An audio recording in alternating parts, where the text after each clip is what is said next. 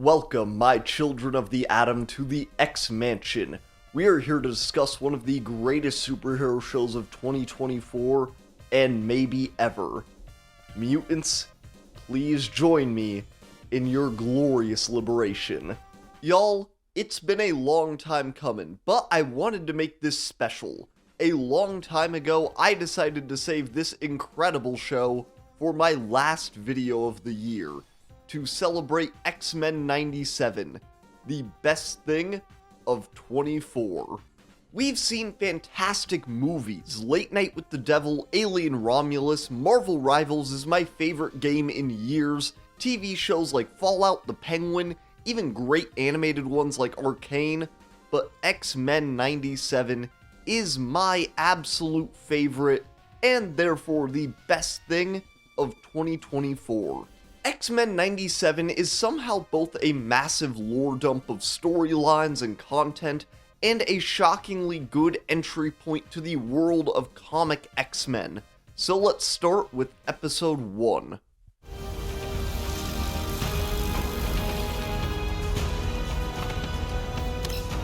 To me, my X-Men.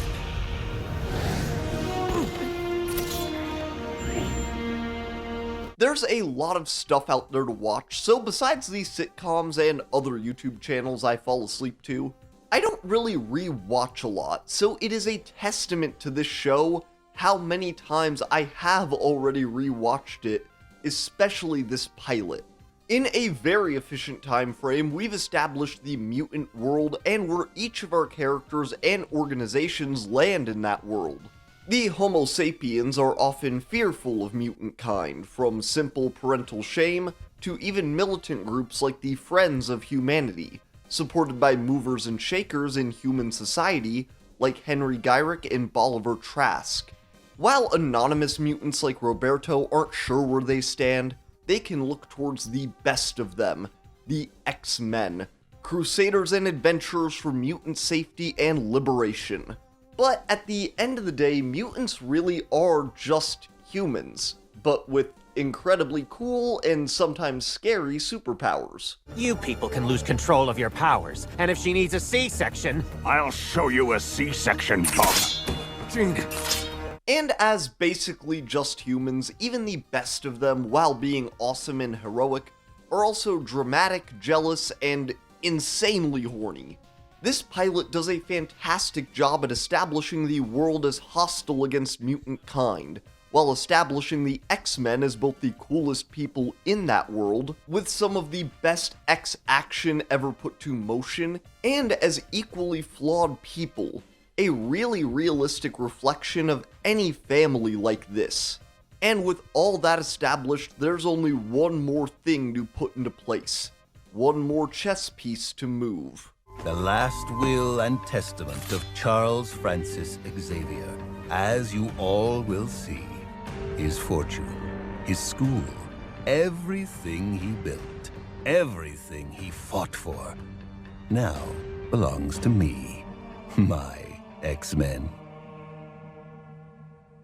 Hey man, you know, I was just kidding about mutants being basically like those dirty humans. That was just a goof. A stupid, sapien goof. Magneto coming out of hiding to lead the X-Men is not just a fantastic first episode cliffhanger, but a great example of the X-Men soap opera tendencies. Whirlwind romances, double agents, even secret twins, the X franchise is more proud of their SOT than any other comic. And these first 3 episodes are a fantastic introduction to 97 and to how X-Men just feels. The first 2 not only give us fantastic action scenes with moments from Cyclops, Storm, and Beast that I'll always remember, but a world-changing story in their adaptation of the trial of Magneto, and a heartbreaking personal one with Aurora. Storm isn't just one of the most popular X characters, but has become an icon of the comics world, a character that Magneto rightfully refers to as a goddess. These episodes spend a lot of time establishing just how cool and important Storm is, how the team rallies around her, even the relationship between her and Jean. Alison Seeley Smith does a fantastic job with every line. Mutant abilities, while they can range from incredible superpowers to staggering deformities, they are always an irreplaceable part of a mutant's being, and that is captured nowhere better than... The breeze is gone. I cannot feel it, nor the moisture, nor the air. What has he done to me? This not only begins the life-death storyline where Storm meets the problematic situationship Forge, but foreshadows Magneto's eventual war on humanity, threatening the Sapiens daring to judge him while they watched a mutant die in front of them. Which is really funny, because if this were the Ian McKellen Magneto, he would have just gone, "Damn, Storm, that kinda sucks. Bye." These first 2 episodes are a great introduction not just to this show, but to the comic soap opera world of X-Men. Fantastic action, grand speeches, heart-wrenching twists and turns. But you'll have to keep in mind that I did say 3 episodes, which is why now it's time for the sexy clone story. I am beyond Jean Grey, beyond the X-Men. I am scorn and fury, forged in righteous brimstone. I am the Goblin Queen! One of my favorite things about superhero comics is how wide-reaching it can all be. While in a Batman story, I may scoff at a clone storyline, let alone a sexy one, when it happens in X-Men, I'm like, well, they'd be stupid not to do that. What makes these first 3 episodes a great introduction to X-Men is just how frankly weird they are. I almost extended this to the first 4. Or 10. Episode 3, Fire Made Flesh, brings us back to standard, non-standard X-Men content, with a very quick adaptation of the Madelyne Pryor storyline, and the introduction of one of my favorite X-villains, a man so dark and twisted, he can be described as nothing other than... Sinister. I did this in my Rivals video, but you should go check that out. While the first 2 episodes feel like their own little story setting up the rest of the season, the next 2 feel like they're setting us up with the little bit of serialization this show has. Magneto leading these new X-Men on a mission to the Sinister Mansion and leaving off on the introduction of Madelyne Pryor gives us a fantastic action scene and kinda wraps up the first storyline of the season. X-Men 97 Season 1 is basically split into 2 parts, in my opinion. The normal TV show feeling part in the first 4 episodes, and the actual plot in the last 6. We still have aliens, time travel, and vile Godzilla Sentinels to get to, which is why I absolutely love Episode 4, Motendo, and Life Death Part 1. The first half of Episode 4 is the most self-contained the series ever gets, with Jubilee and Roberto getting Spy Kids 3D'd game overed. The second half, Life Death Part 1, is the beginning of the show's adaptation of the comic run of the same name. This episode gives us 2 polar opposites in tone and overall importance, but is also impressively well balanced. Motendo is an insanely fun little episode of TV, putting Jubilee on center stage and focusing so much on the past of the show makes it all feel really nostalgic in a way that really works. Animation styles blend and contrast incredibly well, and Mojo is hilarious. Also, Roberto is kinda bland. I haven't talked about him much. That may continue. Motendo is all the more impressive by how, even when followed up by the beginning of Storm's personal odyssey, it doesn't feel stupid. It's a great little story about accepting how things have changed and still moving forward. And speaking of moving forward, the fun is over, and it's plot time. Scary plot time, with a scary plot bird. You live, disappointed, trapped here, haunted, suffering, despairing. I feast on misery. Aurora's personal journey is one of the parts of this show I've come around the most on. While at first, my ADHD, Internet 3.0, TikTok brain rot and attention span made me a little restless, way more eager to get back to what's going on with Magneto and the X-Men, this is a really important part of the season. Obviously. Forge's story isn't just great in the literal context of the show, his guilt over what's happened to Aurora is incredibly well portrayed, but what it says outside the series is even better, like all the best X media. Forge, a Native American man of Cheyenne descent having his mutation used by the military, calls back to how the actual US military brutalized and then used Native American tribes, especially when the fruits of that abuse are later used against a black woman at the front of a cause for social change, mutant or not. I even love the fact that this story against the adversary is set in the desert, a place where it seems like everything is in stasis, even the weather. You know, my mutant ability is actually to make people like, comment, and subscribe. Hold on. Is it working? I know, that was a pretty easy joke. Some people may even think it was the worst thing a YouTuber can be. Not funny. But when you know what's coming up, nothing's funny, really.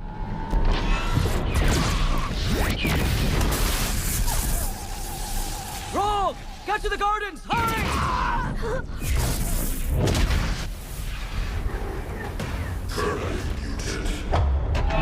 Episode 5, Remember It, is, in my opinion, pretty easily the best episode of the season, which is really impressive because this season doesn't have a single bad episode. It doesn't even have a single okay episode. Episode 5 has the first proper introduction of Genosha, having appeared in its first slave colony formation in the original X-Men series, henceforth called X-Men 96. Which, by the way, X-Men 96 kinda sucks. It adapts a lot of storylines, and the designs are really fantastic looking, especially for when and where this aired. But oh my god, it's so boring. It's so boring. It does not hold up. But anyways, Genosha is incredibly fun. It feels like the vacation the slave colony was promised to be, and seeing mutant culture and art thrive is incredibly heartwarming. If you grew up with the X movies, this feels really special. Seeing this peaceful mutant society these characters have always been striving for across every medium, and actually in color now, is wonderful. Not to mention the reintroduction of Nightcrawler may be my favorite mutant into this new version of the show. X-Men 97 also doesn't really have a main character, in my opinion, but Magneto, Eric, Magnus is probably the closest to it. Him very nearly achieving this statue-esque position almost above the violence he has kinda rightfully championed for so long, before having his greatest fears be reinforced, is heartbreaking. And the B-plot of the episode, the tumultuous love triangle between Gambit, Rogue, and Magneto, is the soap opera tendency that makes this episode X-plete, which is mutant for complete. Episode 5 gives the plot the big bang that it needed to carry us through the rest of the season. While more is revealed, all that really matters is that the only safe place for mutants on the planet has been all but destroyed. I'm heartened to know that it is you who will bear witness to what happened in Genosha. The death of the dream. X-Men 97 opens after one of the greatest themes of all time with the fact that Charles Xavier is dead, having been assassinated by former NSA agent Henry Gyrick. Charles's death, or absence, while not literally kicking off the show, is the most important factor in the series' beginning. Scott and Jean's uncertainty over their future, leading of course into the new X-Manager, is a great way to kick off this kinda reboot. But what if I told you that Charles Xavier isn't dead? He's actually in space, having sex with an alien queen. And walking. Life Death Part 2, like it's Part 1 in Episode 4, is a part of the show that I've had to come around on a lot. Episode 6 takes us fully away from the ongoing story of Magneto leading the X-Men that the show has been primarily focused on, instead centering on Storm and Charles. One of the things I've come to appreciate most about this episode is how not X-Men it feels, in a way that makes it almost feel the most excellently X-Men of anything. We go across the Marvel universe seeing the bird-based Shi'ar Empire. That's not a joke, they're literally descended from birds. Cameos from Spider-Man and Captain America are cool, but this is the kind of stuff that makes this really feel like a massive Marvel show. Even Storm's side of the story, with Forge in the desert, becomes more and more magical as it goes, with her even having a Sailor Moon transformation. The first couple times watching this episode, while I loved Storm's side of the story, really frustrated me. Charles just shouldn't be doing this. He shouldn't be having his weird bird wedding or his really cool mind class. He should be on Earth with his X-Men before. But on one of my rewatches, I realized that that's what made me actually love this part of the story. Because of one line. After all our tete-a-tetes, you have finally realized what I did ages ago. Even Charles Xavier can make a mistake. Xavier, for all of his adult life, has either publicly or privately been fighting for mutant rights. So maybe after a lifetime of struggle and strife, fighting violence, legislation, and even his best friend, maybe he deserves his bird wife. Just like how Storm deserves to have her little desert situationship whisk her away to a tropical island, but Charles and Aurora, whether they have to or not, feel the need to return to their fellow mutants, to return to the X-Men. Life Death Part 2 puts the cap on Professor X and Storm's solo books and brings them back to the big team book for the third act and episode 7, Bright Eyes. How could she not be here? He saved all of us. He saved her. He loved her. Grief's a lonely war. Rogue's gotta figure it out on her own. Bright Eyes is our last respite before the 3-part finale, an episode that focuses on the fast-approaching genetic war through Rogue's grief. Rogue goes on a mission across the country to avenge her lost love Remy LeBeau, who probably will never ever come back ever, while the X-Men begin rescue and reconstruction efforts in Genosha. This episode is the beginning of X-Men 97's Cameo Fest, with appearances from General Thunderbolt Ross and even the Captain America. But like in a lot of superhero stuff, the most interesting part of this episode doesn't have to do with costumes or superpowers at all. Trish Tilby, the on-air host of FC News, is one of the most sinisterly realistic Homo sapiens in 97. While her on-air personality is affable enough for a TV host, there is a prejudice against mutants hiding just below the surface.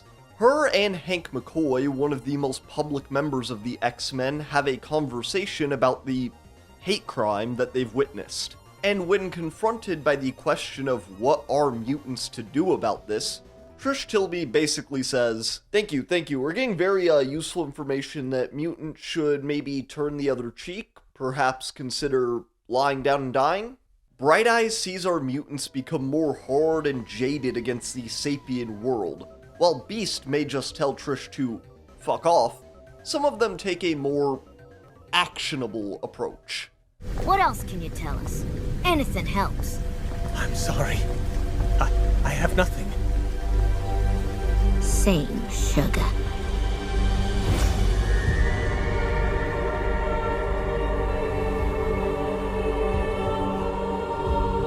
The 3-part finale, Tolerance is Extinction, really begins to me with the murder of Bolivar Trask at the end of episode 7. This is the introduction of the Prime Sentinels, which I just love. Average sapien citizens being literal secret weapons against mutants is such a home run for X storytelling that I just say,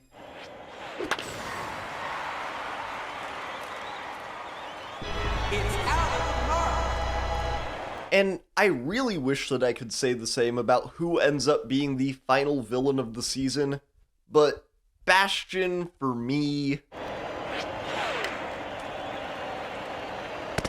Foul ball! Tolerance is Extinction is a fantastic finale. The action is the best it gets, it's well paced, and the emotional highs are somehow even better than the ones earlier in the show. But the one aspect of it that I'm not the biggest fan of is the main antagonist, Bastion. As far as ex-villains go, I really prefer that they be strikingly realistic or unrealistically striking. They either need the real horror of Henry Gyrick or the will, genius, and drip of Mr. Sinister, and Bastion has neither. But I brought him up now because Bastion is my biggest complaint about the finale, and probably the show overall, so I just wanted to get him out of the way. I feel like he's introduced a little too late. I don't love his voice acting, and to be honest, I don't totally understand his origin, but he is really intense during the action scenes, and I'm just glad he never goes into tank mode. But now that we talked about the worst part of the finale, we get to talk about the best. Magneto lives! The last time we talked about Magnus, he was on his diplomatic trip to Genosha, full of sunshine, sexy dances, and... Hab keine Angst. But luckily, Magneto has survived again, further cementing his global legend as a basically immortal leader for mutant liberation. But after some sexy shaving, sexy torture, and surviving his second genocide, Magneto decides that he's had enough of humanity and Bastion's strange bondage layer. After Genosha, even some better humans like Val Cooper, who have been the bane of the show, recognize the truth. It was a thought. The only sane thought you can have when being chased by giant robots that were built to crush you. Magneto was right. Enough. That's right, guys. I'm a Magneto supporter. You can make a little M. I can't right now, because of the microphone, but also the M could be microphone. The attack on Genosha has fully pushed Magnus back into the Nido, launching an EMP over Earth, which does summon several Sapien cameos, but he also raises Asteroid M, the floating meteor base which was foreshadowed in Motendo.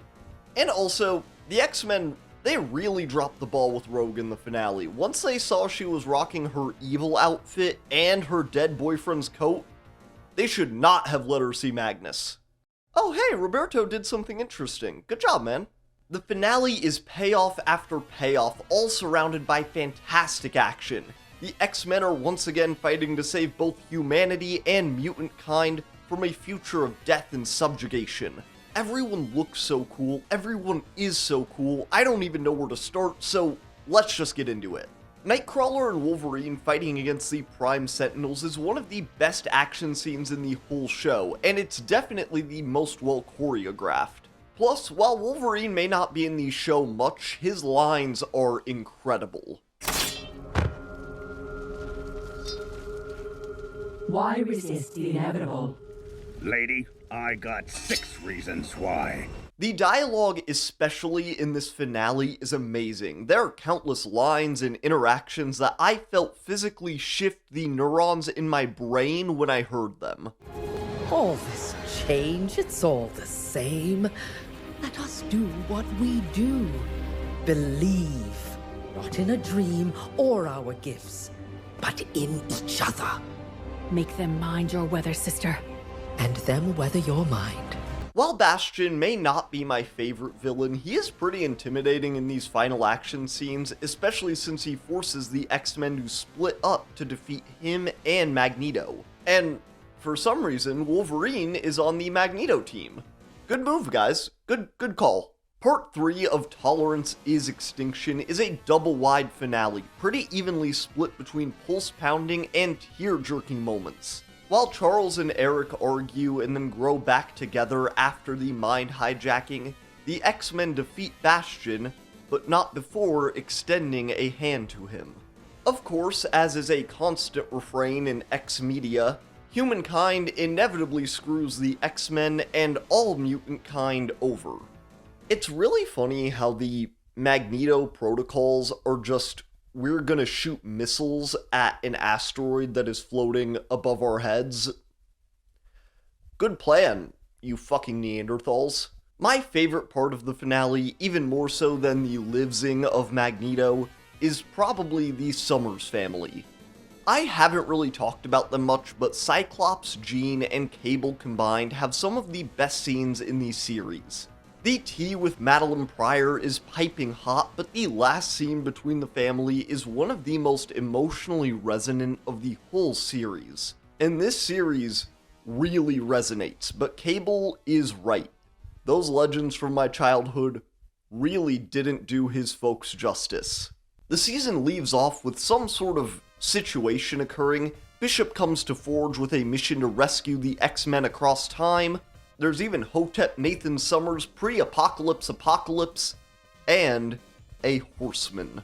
And with that, X-Men 97 is officially the best thing of 2024. I know that the Oscars don't do comic book TV shows as a category yet, but when they see this video and add it this year, all I need is a thank you and a check for $1 billion trillion. But that is the video for this week, y'all. I will catch you next time and have a happy new year. Goodbye.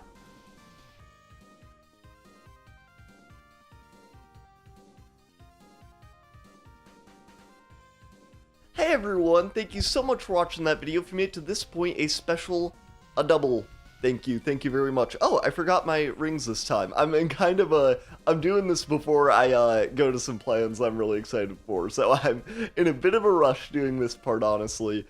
But I loved making this video. I wanted to talk about X-Men 97 when it released so bad, but then I thought, like, nah, let's let it marinate in there a bit, baby. Let's get a good dry rub on this bad boy. I'm really hungry. Yeah, and just like after a couple rewatches, you know, I'm glad that I waited. But what I have to show up for my collection this week, because you can't see the really cool Cyclops socks that I'm wearing. That's right, Cyclops from the X-Men. He has socks. I have this X-Men manga, so I was a little disappointed because I thought that these were going to be like original stories. It's not. This is just an adaptation of the like first like few episodes of the X-Men animated series. But the thing is, while I'm not the biggest fan of that series, as I mentioned in this video, I have a lot more leeway that I will give, like, kind of like hokey, like TV superhero writing like that, if the art is fucking awesome, because the art in this is awesome. I might put in some bits of it, I might not, I don't know. I'm gonna go to my plans. Thank you guys for watching the video. Comment your favorite X-Men from the season down below, and I'll catch you next time. Goodbye.